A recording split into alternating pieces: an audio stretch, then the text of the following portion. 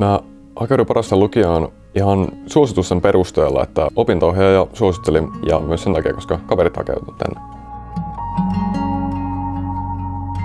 Mun mielestä se, että on pieni lukio, niin se ehdottomasti lisää semmoista yhteenkuuluvuutta ja se helpottaa muutenkin sitä, että miten näitä kursseja tai muita järjestetään.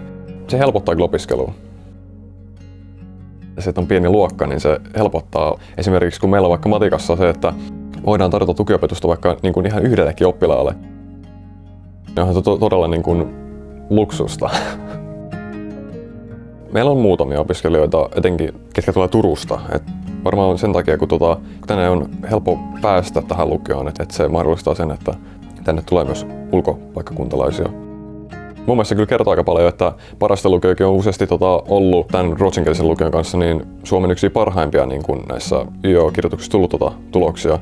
Että vaikka on matala pääsyvaatimukset, mutta silti kirjoitetaan todella hyvin ulos, niin se kertoo mun mielestä aika paljon siitä.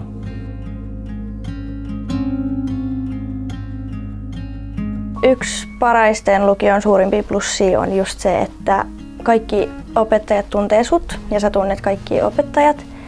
Ja opettajat pystyy huolehtimaan oppilaista paljon paremmin. Et opettajat tietää heidän oppilaista, että minkälaista opetusta he tarvitsevat ja että jos ne tarvitsevat tukiopetusta, niin he pystyvät antaa sitä normaalia enemmänkin ja pystyy niinku huolehtimaan, että opinnot sujuu hyvin.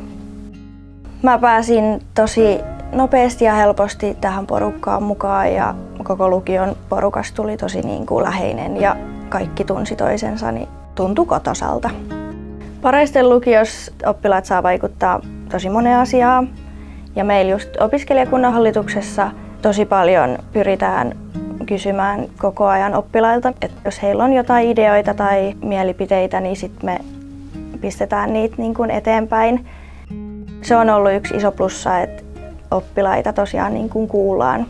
Mä oon saanut tosi paljon hyviä muistoja ja tästä koko koulusta on tullut vähän semmoinen niin kuin toinen perhe. Se porukka on niin pieni ja tiivis, niin siitä helposti muodostuu sellainen